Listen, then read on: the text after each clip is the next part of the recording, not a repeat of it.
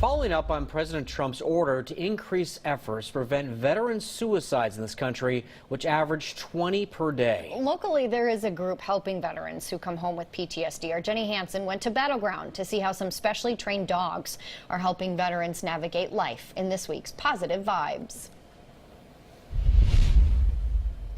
We got to hold Journey, an English cream golden retriever pup that will start training later this year to become a Northwest battle buddy.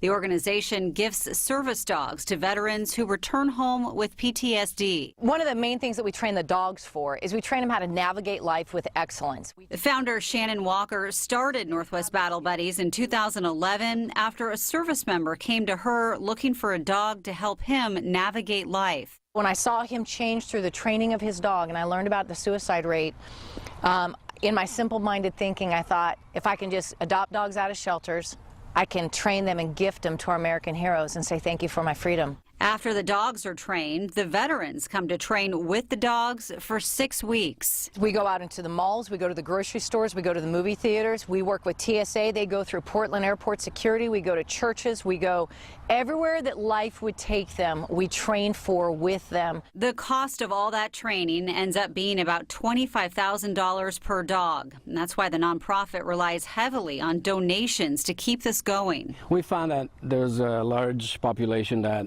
love their country, love their families, and love the men and women that fought for freedom. Ovi Muntean tells us their annual gala coming up March 16th features service men and women, a puppy brigade, a silent auction, and more.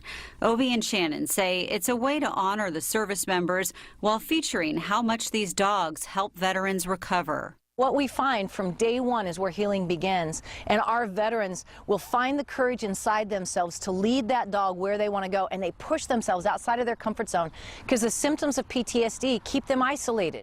Jenny Hansen, KOIN 6 News. And we have information for the gala next week. It's at the Oregon Convention Center. You can find out that information in our article at KOIN.com, as well as a link to Northwest Battle Buddies. And there's this too. This summer, that organization will be part of a study by Johns Hopkins involving the dogs and PTSD.